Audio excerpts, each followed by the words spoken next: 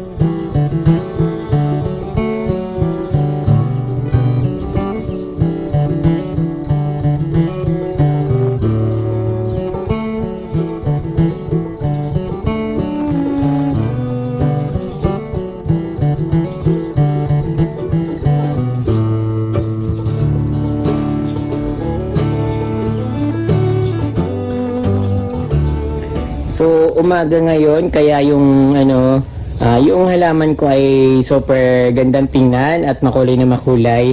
Yung nakikita niyo sa gitna, yung ginawa kong coffee table na worth 200 pesos. Ayun, hindi na logi ka probably kahit na ba 1 year lang itatagal yan or 2 years. Okay lang, at least mayroon akong coffee table. Saka habang tumatagal siguro, mapag-ipunan ko naman yung medyo class na coffee table, but napakaganda niya naman. So, ginawa ko dito, yung binili ko noon na tag 50 pesos na kahoy sa aking kapitbahay. So, itong ginawa kong upuan sa loob, yan ginawa kong haligi ng ng lamisa. Then siniminto ko yung ilalim niya para mabigat at syempre tumayo, medyo lumapad siya, kaya ayan, nilagay ko dyan. So mabigat siya kaya mahirap siyang tumbahin. Then ito yung binili ko na kahoy. Sabi ko okay nitong maganda na ito. So at actually 3 piraso siya ka from yung dalawa, yung isa pinaghati siya kaya naging 2. Then akala nila yun na yung bibilin ko, but sabi ko pipili ako, pero kinuha ko na rin dahil mas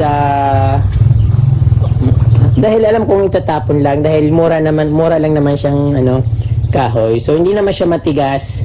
Then bumili rin ako ng upuan, yung panggatong ito ka from sabi ko bago nila tipakin, nagpaalam ako na bibili ako ng ganito.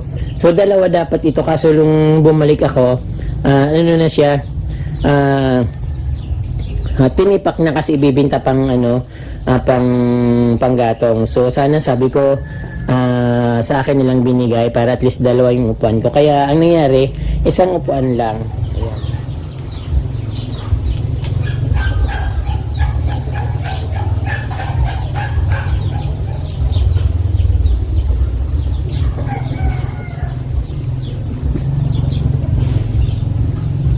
Napakasarap magkape dito sa aking bagong coffee table. Bukod sa napakagandang tingnan, nafe-feel ko kasi ako yung gumawa. Kahit na medyo hindi pricey, so at least proud ako na may nagawa ko dito sa aking garden. So napakaganda niyang tingnan, worth 200 pesos below.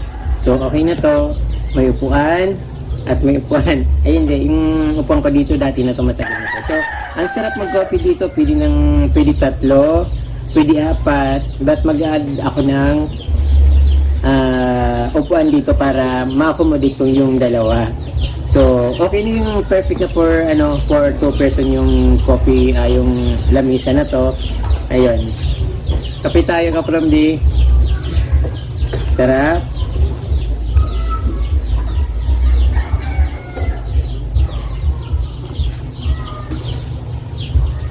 Siyempre yung gamit kong tasa, yung bigay ni Mama Raquelda Kayanan na taga Baguio City, at yung aking sombrero, yung padala niya rin.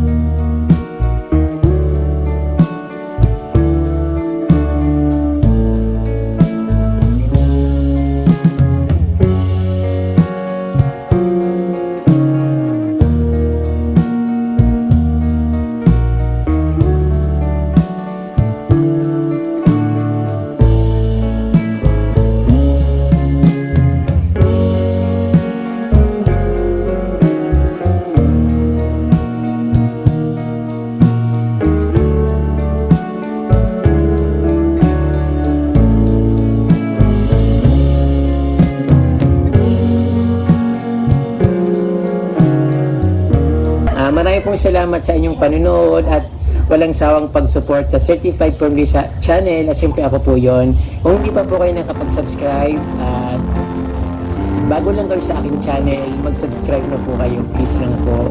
Then, i-touch po yung notification bell para ma-notify po kayo kung meron akong bagong post na videos. At kung pwede po, pakishare na po yung video para mapanood din po ng iba.